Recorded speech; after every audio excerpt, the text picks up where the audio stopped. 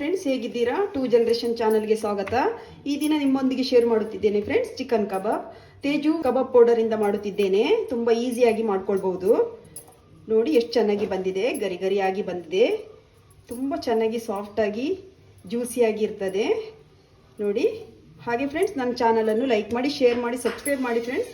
ಯಾರಾದರೂ ಸಬ್ಸ್ಕ್ರೈಬ್ ಮಾಡದೆ ನೋಡ್ತಿದ್ದಾರೆ ಸಬ್ಸ್ಕ್ರೈಬ್ ಮಾಡಿ ನೋಡಿ ಫ್ರೆಂಡ್ಸ್, ಸಪೋರ್ಟ್ ಮಾಡಿ. ಹಾಗೆ ಈ ಕಬಾಬ್ ಮಾಡುವ ವಿಧಾನವನ್ನು ನೋಡ್ಕೊಂಡು ಬರೋಣ ಬನ್ನಿ ಫ್ರೆಂಡ್ಸ್. ನಾನು ಅರ್ಧ ಕೆಜಿ ಚಿಕನ್ ತಗೊಂಡಿದ್ದೇನೆ. ಚೆನ್ನಾಗಿ ತೊಳೆದು ಹೀಗೆ ಒಂದು ತೂತ್ ಪಾತ್ರೆಗೆ ಹಾಕಿ ಇಡಿ. ಯಾಕೆಂದರೆ ವಾಟರ್ ಸ್ವಲ್ಪನೂ ಇರಬಾರ್ದು, ಹೀಗೆ ಡ್ರೈ ಚಿಕನ್ ಇರಬೇಕು.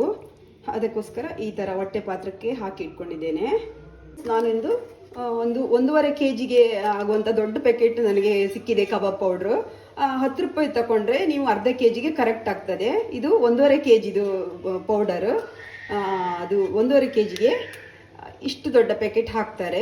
ನಾನು ಇದರಲ್ಲಿ 1 ಸ್ಪೂನ್ ಹಾಕ್ತೇನೆ ಫ್ರೆಂಡ್ಸ್, ಟೇಬಲ್ ಸ್ಪೂನು ಹಾಕ್ತೇನೆ. ಇನ್ನೊಂದು ಅರ್ಧ ಸ್ಪೂನ್ ಹಾಕ್ತೇನೆ. 1.5 ಟೇಬಲ್ ಸ್ಪೂನ್ ಹಾಕಿದ್ದೇನೆ.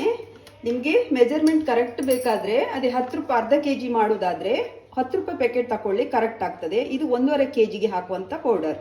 ಅದಕ್ಕೋಸ್ಕರ ನಾನು 1.5 ಟೇಬಲ್ ಸ್ಪೂನ್ ತಗೊಂಡಿದ್ದೇನೆ ಫ್ರೆಂಡ್ಸ್. ಇದರಲ್ಲಿ ಅರ್ಧ ಕೆಜಿ ಮಾಡೋದಾದರೆ 3 ಸಾರಿ ಮಾಡ್ಬೋದು ಫ್ರೆಂಡ್ಸ್. ಇದಕ್ಕೆ ನಾನು 1/4 ಸ್ಪೂನು ಚಿಲ್ಲಿ ಪೌಡರ್ ತಗೊಂಡಿದ್ದೇನೆ. ಯಾಕೆಂದರೆ ಸ್ವಲ್ಪ ಸ್ಪೈಸಿಯಾಗಿ ಬರ್ತದೆ, ಅದಕ್ಕೋಸ್ಕರ. 1/4 ಟೀ ಸ್ಪೂನ್ ವೆನಿಗರ್ ತಗೊಂಡಿದ್ದೇನೆ.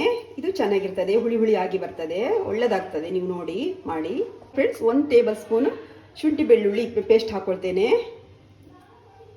ಫ್ರೆಂಡ್ಸ್. ನಾನು 1 ಎಗ್ ಒಡೆದು ಹಾಕೊಳ್ತೇನೆ.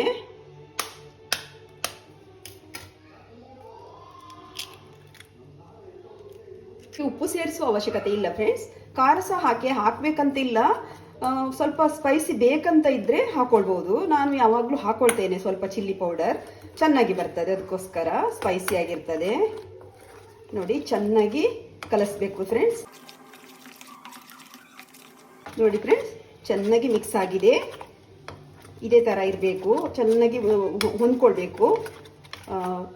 ಚಿಲ್ಲಿ ಪೌಡರು ಹಾಗೆ ನಾವು ಹಾಕಿದಂಥ ಜಿಂಜರ್ ಗಾರ್ಲಿಕ್ ಪೇಸ್ಟ್ ಎಲ್ಲ ಇದಾಗಿದೆ. ಈಗ ಚಿಕನ್ ಆ್ಯಡ್ ಮಾಡೋಣ. ಇದು ಕೈಯಲ್ಲೇ ಮಿಕ್ಸ್ ಮಾಡ್ಕೊಳ್ಬೇಕು ಫ್ರೆಂಡ್ಸ್. ಸ್ಪೂನಲ್ಲ ಆದರೆ ಅಷ್ಟು ಚೆನ್ನಾಗಿ ಹಿಡಿಯಲ್ಲ.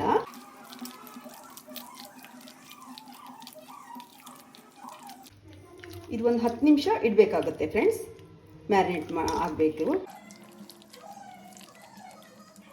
ಓಕೆ ಫ್ರೆಂಡ್ಸ್, ಮ್ಯಾರಿನೇಟ್ ಆದಮೇಲೆ ಒಂದು 10 ನಿಮಿಷ ಇಡಬೇಕು. 10-15 ನಿಮಿಷ ಇಟ್ಟರು ತೊಂದರೆ ಇಲ್ಲ, ಚೆನ್ನಾಗಿ ಉಪ್ಪು ಖಾರ ಹಿಡಿತದೆ. ನಾನೊಂದು 10 ನಿಮಿಷ ಇಡ್ತೇನೆ. ಬಾಣಲಿ ಇಟ್ಟಿದ್ದೇನೆ, ಆಯಿಲ್ ಹೀಟಿಗೆ ಇಟ್ಟಿದ್ದೇನೆ. ಆಯಿಲ್ ಹೀಟ್ ಆಗಿದೆ, ನೋಡೋಣ. ಹಾಂ, ಹೀಟ್ ಆಗಿದೆ. ಓಕೆ ಫ್ರೆಂಡ್ಸ್, ಈಗ ಚೆನ್ನಾಗಿ ಮ್ಯಾರಿನೇಟ್ ಆಗಿದೆ ನೋಡಿ. ಈಗ ಒಂದೊಂದು ಪೀಸನ್ನು ಇಡೋಣ, ಕರಿಯೋಣ.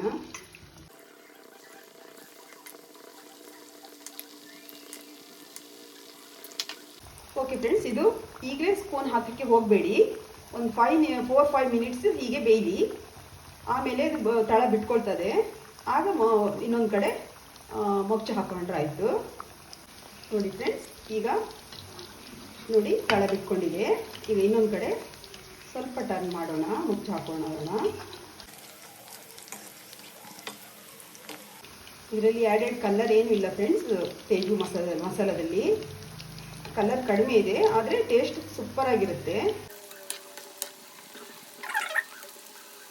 ಫ್ರೆಂಡ್ಸ್. ಇದಾಗಿದೆ. ಅದು ಸ್ವಲ್ಪ ಇದು ಹಾಕಿದ ಕೂಡಲೇ ತುಂಬ ನೊರೆ ಬರ್ತದೆ. ಆ ಬೆಂದ ಕೂಡಲೇ ಸ್ವಲ್ಪ ಕಡಿಮೆ ಆಗ್ತದೆ, ಹಾಗೆ ತೆಗಿಬೇಕಾಯ್ತಾ. ತುಂಬ ಮತ್ತೆ ರೋಸ್ಟ್ ಮಾಡಬೇಡಿ, ಅದು ಜ್ಯೂಸಿ ಇರಬೇಕು ಸ್ವಲ್ಪ. ನೋಡಿ ಕರೆಕ್ಟ್ ಇದೆ. ಈಗ ಮತ್ತೆ ಹೈ ಫ್ಲೇಮಲ್ಲೇ ಇಟ್ಕೊಳ್ಳಿ, ಇಲ್ಲಾಂದರೆ ಅದು ಕವರ್ ಬಿಟ್ಕೊಳ್ತದೆ.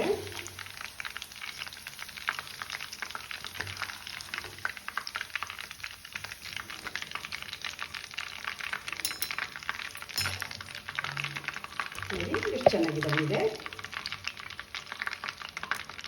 ಓಕೆ, ಉಳಿದಂಥ ಚಿಕನ್ ಸಹ ಹಾಕೊಳ್ತೇನೆ.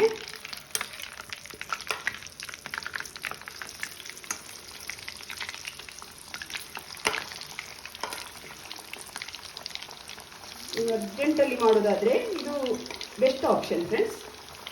ತೇಜು ಮಸಾಲೆ ಇದ್ದರೆ ಆರಾಮಾಗಿ ಬೇಗ ಮಾಡ್ಬೋದು, ಕ್ವಿಕ್ಕಾಗಿ ಮಾಡ್ಕೊಳ್ಬೋದು.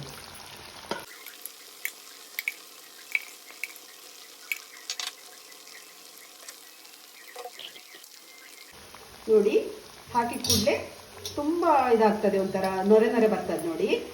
ಬೆಂದ ಕೂಡಲೇ ಸ್ವಲ್ಪ ಕಡಿಮೆ ನೊರೆ ಬರಲಿಕ್ಕೆ ಸ್ಟಾರ್ಟ್ ಆಗ್ತದೆ, ಆಗ ಆಗಿದೆ ಅಂತ ಅರ್ಥ.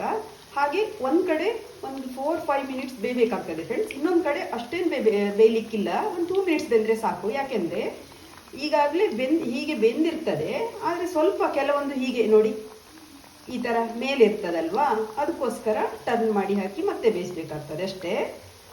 ಒಟ್ಟೊಂದು 5-6 ಮಿನಿಟ್ಸ್ ಬೆಂದರೆ ಸಾಕು ಅಷ್ಟೇ, ಮತ್ತೇನಿಲ್ಲ. ಹೈ ಫ್ಲೇಮಲ್ಲಿ ಇಟ್ಕೊಳ್ಳಿ. ಓಕೆ ಫ್ರೆಂಡ್ಸ್, ಆಗಿದೆ. ಇದು ಕೂಡ ತೆಗಿತೇನೆ.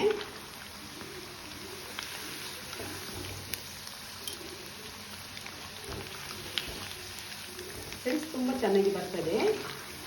ಫಸ್ಟಾಗಿ ಮಾಡೋರಿದ್ದರೆ ಮಾಡಿ, ಈಸಿಯಾಗಿ ಮಾಡ್ಬೋದು. ಸೇಮ್ ಮೆಥಡಲ್ಲಿ ಮಾಡಿ.